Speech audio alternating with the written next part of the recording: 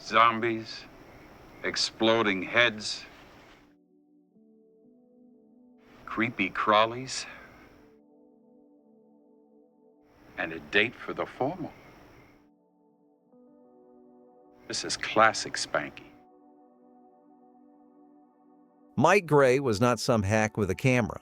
The man came out of documentaries, and he co-wrote The China Syndrome, the nuclear meltdown thriller that got nominated for an Oscar. This was a serious writer, and somewhere along the way, he sat down and wrote a small movie about aliens. Now here's what nobody remembers. He finished that script before Steven Spielberg made Close Encounters, and his cameras were rolling before E.T. ever hit a theater. The story goes like this. Bobby's a burnt-out musician living up in the Hollywood Hills. He meets a girl named Iris in a bar, and Iris is telepathic. From Bobby's apartment, she starts hearing some strange signals, and they trace them to an old military bunker. Turns out what the government is keeping there is 3 aliens frozen in tanks, waiting to be experimented on and dissected. So Bobby, Iris, and a drunken old-timer decide to break them out and get them to their rescue ship. That movie should have looked ahead of its time, but the effects work dragged on, and by the time Wavelength finally came out, it was 1983. E.T. had already conquered the planet, so everybody who saw it said the exact same thing. Oh great, another low-rent Spielberg knockoff. The movie got blamed for copying films that actually beat to the punch.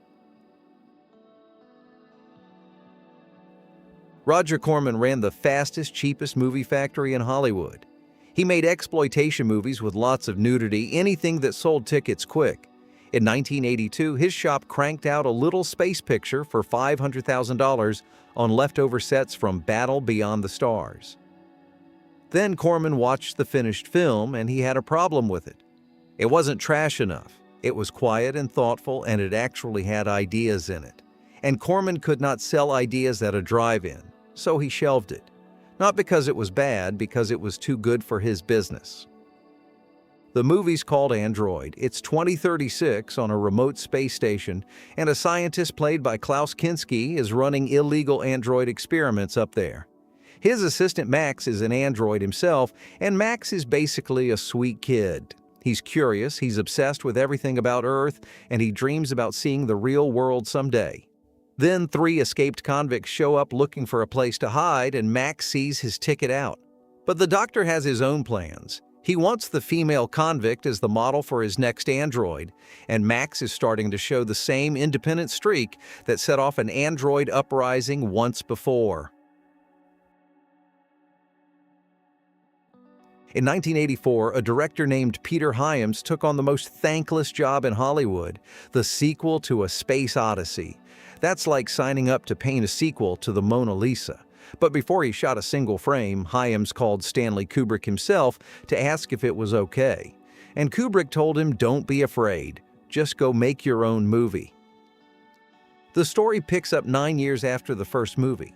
Nobody on Earth knows what really happened out at Jupiter, so the Americans and the Soviets send a joint crew to go find out. Roy Scheider leads the American side, and Helen Mirren commands the Russian ship. They have to wake up the Discovery, face the ship's computer, and crack the mystery of the monolith. It cost $28 million and made $40 million domestic. It picked up 5 Oscar nominations, all in the technical categories, and then it spent the next 40 years getting the same one-line review. Well, it's not a space odyssey, but judge it as its own movie, and it's one of the smartest, best-looking hard sci-fi films of the entire 80s. Iceman cost $10 million and made a little over $7 back. And you can kind of see why people stayed home, because the setup sounds like a monster movie. An Arctic drilling crew pulls a body out of the ice, a body that's been frozen down there for 40,000 years. They haul it back to base, they get ready for the autopsy, and in the middle of the thaw, the man wakes up. Now in 1984, everybody knew where that movie was supposed to go. The caveman breaks loose, people scream, half the base gets wrecked. Iceman goes the other way entirely. The man they thought out is a Neanderthal. The scientists nickname him Charlie, they put him in a sealed, controlled habitat, and Timothy Hutton spends the movie sitting across from him trying to find a way to talk to him. And then came the part nobody could have written. In 1991, 7 years after this movie flopped, hikers up in the Alps found a body in a glacier. A real one. A man who'd been frozen in the ice for 5,300 years. Scientists recovered him, studied him, and the world got to know him as the Iceman. In 1980, there was no such thing as reality television. Nobody was putting ordinary people's private lives on the air for entertainment, and the whole idea would have sounded insane. That's the year a French director took Harvey Keitel and Romy Schneider to Glasgow and made a movie about a world where that industry already exists and where it's gone about as far as it can possibly go. And then almost nobody on Earth got to see it. It aired once on the BBC and disappeared, and that's a real loss because this movie predicted the next 40 years of television better than anything else.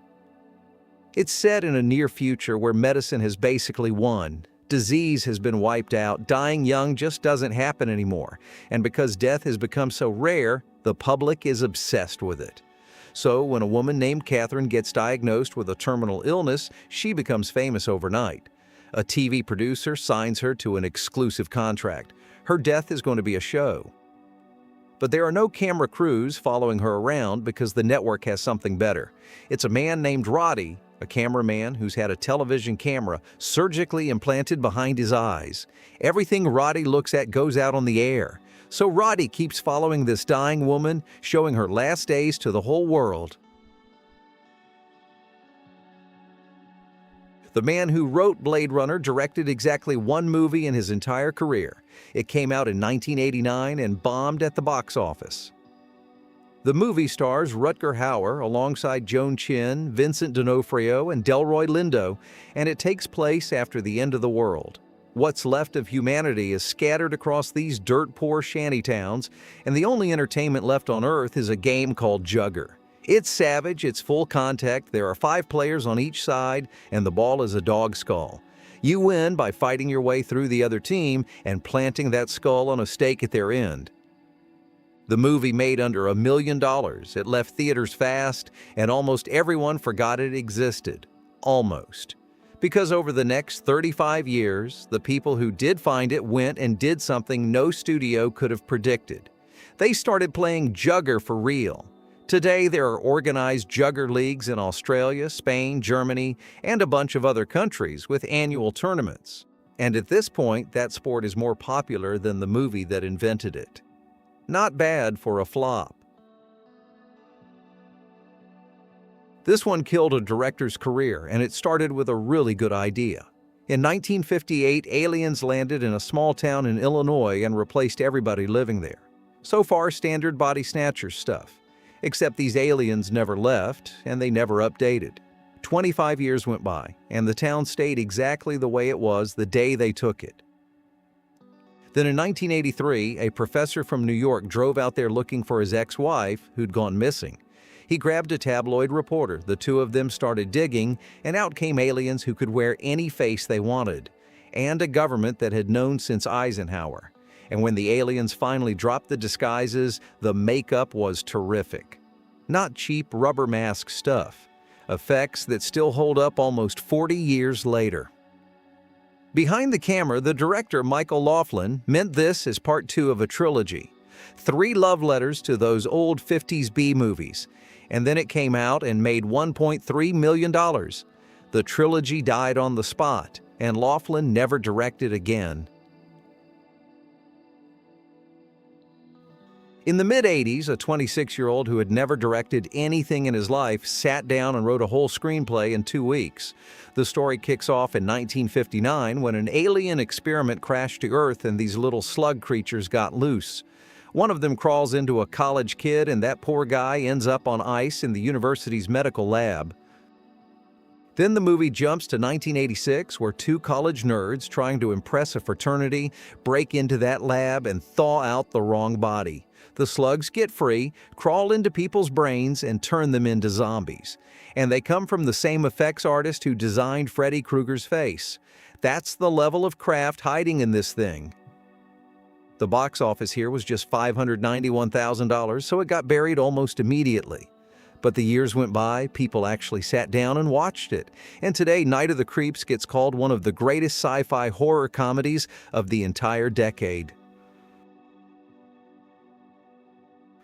Kyle MacLachlan became famous on Twin Peaks playing an FBI agent who investigated things no small-town cop could explain. 3 years before that show existed, he was already playing that exact kind of character in a movie pretty much nobody saw. It starts when a model citizen walks into a bank, robs it, steals a Ferrari, and mows people down across Los Angeles until the cops shoot him dead. Then, a coma patient climbs out of his hospital bed and goes on the exact same rampage. Then a third guy does it. The detective on the case can't find a motive, and he can't find anything connecting these people. Nothing lines up. So the FBI sends in their agent. He knows exactly what's happening, and he won't tell anybody, because the thing they're chasing is an alien. The director himself says it's the best film he ever made. People call it the best alien invasion movie you've never seen. Both are right. By 1983, a producer named Charles Band was fed up with big studios botching his movies. So he stopped asking for permission and started his own company, Empire Pictures. And one of the first things to come out of it was Trancers. This is a movie that looks like the most shameless knockoff of the decade. Blade Runner meets The Terminator, made for what looked like about $20, but it's actually way better than people think. The hero is a cop from the year 2247 with the greatest name in B-movie history, Jack Death. There's a criminal named Whistler who scrambles ordinary people's minds until nothing's left inside them but a killer. And when Whistler escapes into 1985 to murder the ancestors of the people who run the future, Death chases him down the timeline, straight into the body of his own ancestor.